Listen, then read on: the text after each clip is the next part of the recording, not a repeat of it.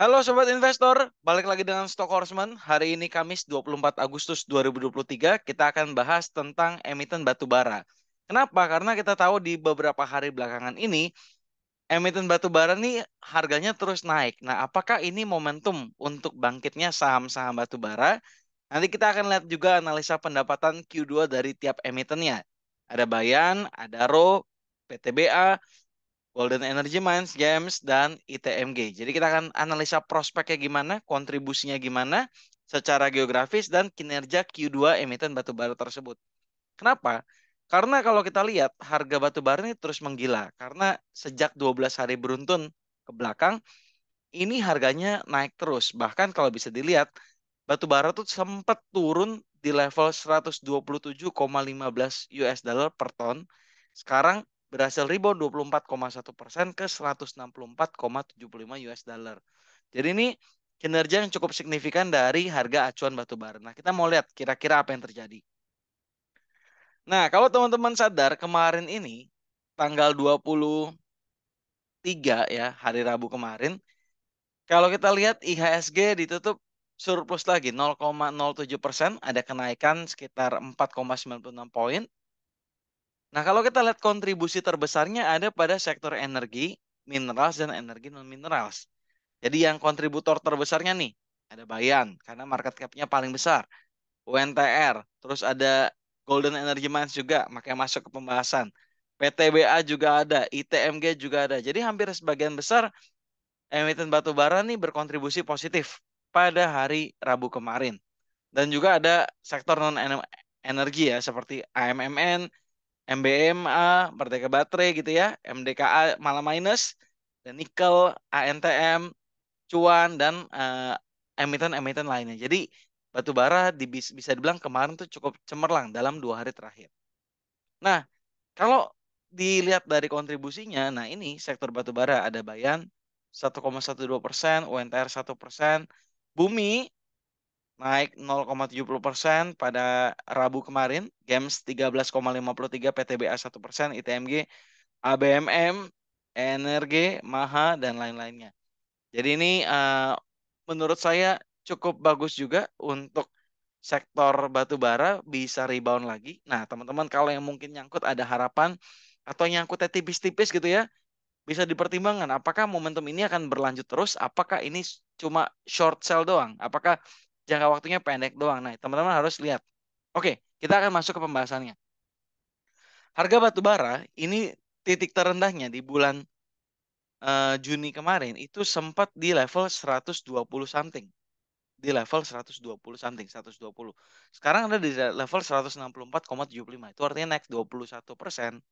Sorry, 20, ya sekitar 21-an% dibanding titik terendahnya. Naik, sorry, 24,1%. Nah, kalau kita lihat secara weekly naiknya cukup signifikan nih. Dari 146,75 ini bisa 147, bisa naik ke 150. Terus, ini secara weekly, secara monthly, 1 bulan terakhir juga cukup signifikan nih. Dari di bawah 135 bisa naik ke 150. Kalau dilihat dari 3 bulan, ini sebenarnya masih penurunan. Masih ada penurunan, belum mencapai titik tertingginya di level 160. Tapi sebenarnya sih sekarang udah di 164 ya. Ini datanya belum begitu update gitu ya. Sekarang udah di 164 gitu. Nah, kalau secara year to date 164 ini masih di sini nih. Masih kurang banget, di mana harga tertinggi bisa sampai hampir 400 US dollar per ton. Jadi hampir 2 kali lipat lebih gitu ya. Nah, kinerja ini yang menarik.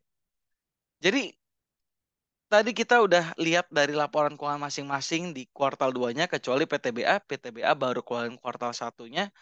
Kita langsung sorting ke bagian pendapatan, beban pokok, sama laba periode berjalan. Jadi kan pendapatan usaha dikurangi beban pokok, dapat laba kotor, dikurangi kurang-kurangnya lagi, dapatnya laba periode berjalan. Nah, kita mau lihat nih. Untuk Bayan dulu. Bayan secara pendapatan dia bertumbuh 1,71%.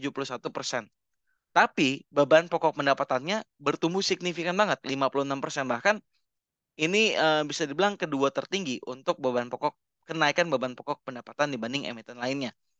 Laba periode berjalannya terkoreksi 24,36%. Artinya tahun kemarin itu lebih signifikan banget. Ini dalam miliar. Jadi kalau teman-teman lihat dua ini setelah titiknya, jadi 30,642 artinya 30,6 T gitu ya.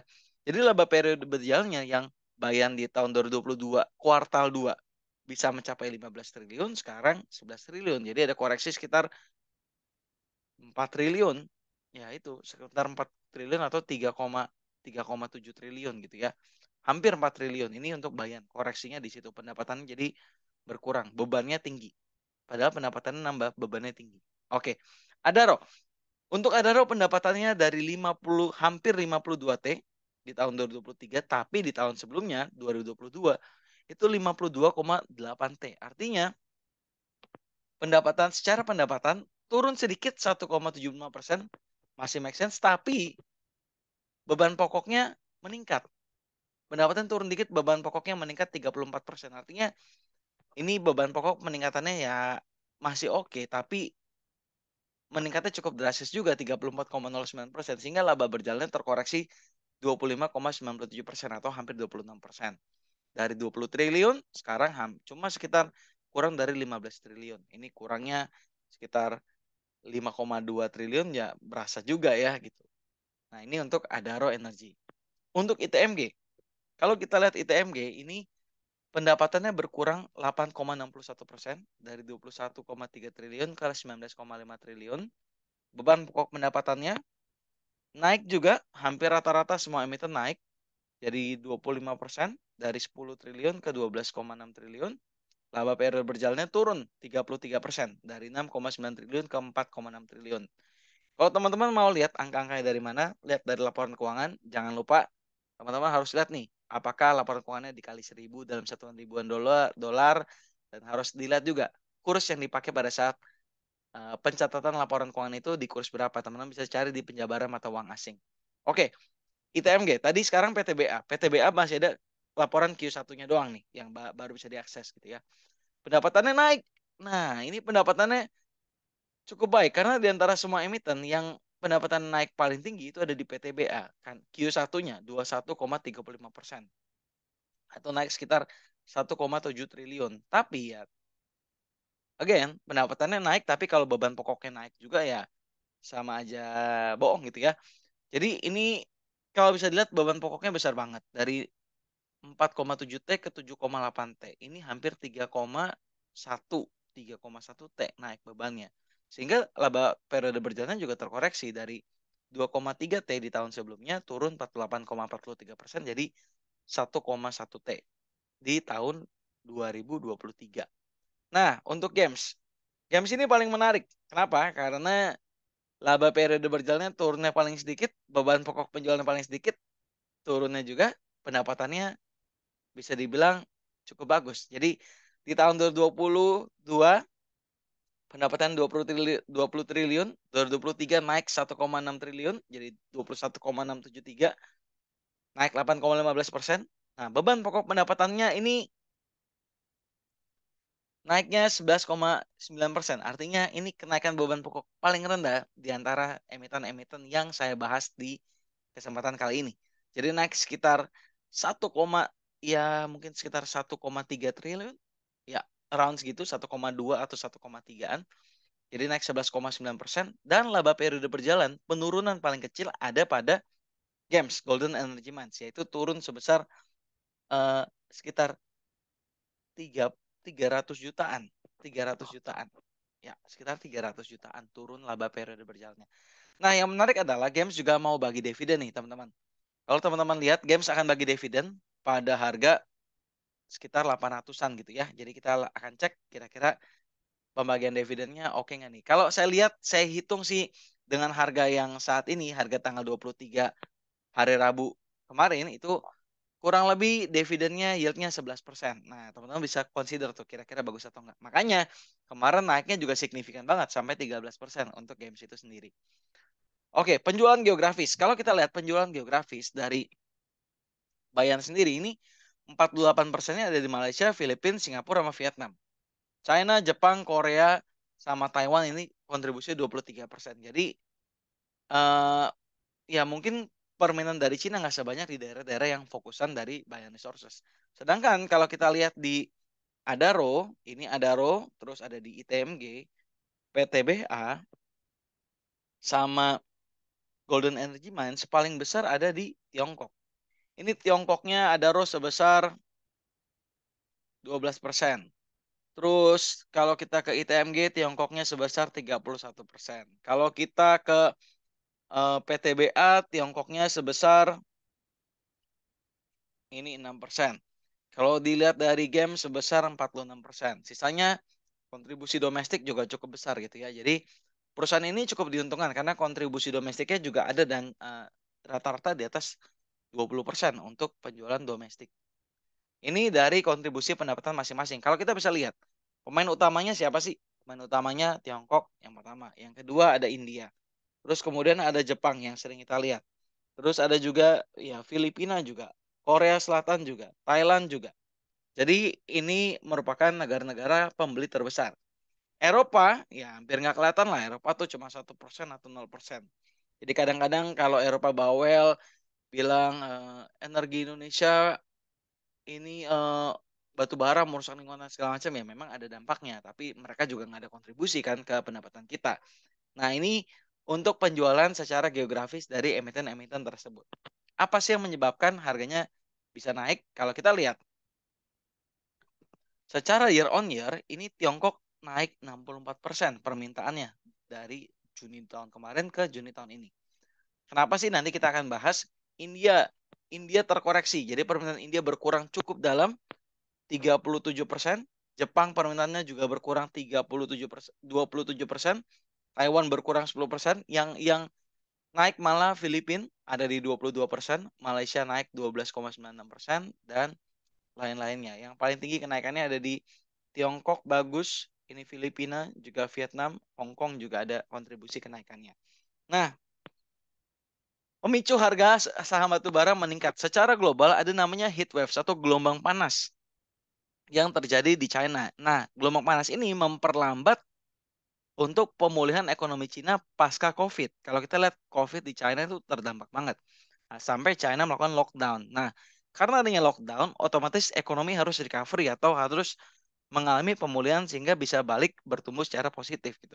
Nah, kalau kita lihat efek dari heat waves ini adalah banyaknya PLTA pembangkit listrik tenaga air yang kekeringan. Jadi PLTA-nya itu kekeringan sehingga pasokan energi untuk listrik di China yang mau pulih ini terhambat. Otomatis mereka harus mendapatkan pasokan listrik lain dengan harga yang murah, yaitu dari batu bara. Nah, Indonesia juga merupakan produsen batu bara sehingga permintaan dari China ini akan meningkat dan sudah terbukti meningkat drastis 64,11%. Yang kedua, ada potensi keterbatasan suplai gas Australia ke Eropa pada musim dingin.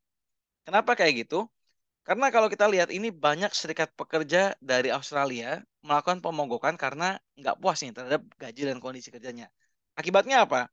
Akibatnya banyak produsen liquid gas yang ada di Australia ini eh, nggak beroperasi dengan baik sehingga suplainya akan terhambat. Akibatnya pada musim dingin Eropa kemungkinan besar akan mengalami keterbatasan suplai gas. Yang berikutnya adalah permasalahan logistik suplai AS karena kekeringan. Jadi heat waves ini atau gelombang panas atau kekeringan ini melanda di banyak negara. Ya Indonesia juga berasa lah. Kita di bulan kemarin ada tuh titik terpanas Indonesia gitu ya, Jakarta tuh. Nah, belum lagi ditambah polusi dan lain-lainnya. Nah, ini juga efek juga. Permasalahan logistik supply AS karena kekeringan di terusan Panama. Nah, kalau kita tahu, AS sebenarnya juga punya batu bara. Mereka juga supply batu bara. Tapi jalur suplainya itu melalui terusan Panama. Nah, karena terusan Panama ini mengalami kekeringan, otomatis banyak kapal yang bermuatan batu bara yang lewat terusan Panama ini waktu transitnya bertambah karena ada kekeringan. Jadi rutenya rutenya akan direlokasi lagi atau rutenya menunggu cuaca lebih bagus lagi karena kalau kering ya nggak bisa lewat juga gitu ya. Jadi cuaca ini berdampak banget pada logistik, pada supply, pada demand. Nah ini dampaknya cukup besar. Terus yang berikutnya potensi impor dari India. Nah kalau kita lihat Ini India sendiri impornya sebenarnya berkurang 37% secara year on year karena mereka juga merupakan produsen batu bara yang terbesar. Mereka juga punya batu bara mereka sendiri. Tapi kalau dilihat, kalau mereka terus ada pemulihan, otomatis stok batu bara mereka juga lama-lama habis. Jadi mereka butuh potensi juga, apalagi India sedang mengejar pertumbuhan ekonominya. Secara global, 4 faktor ini merupakan kontribusi terbesar kenapa harga saham batu bara belakangan ini meningkat.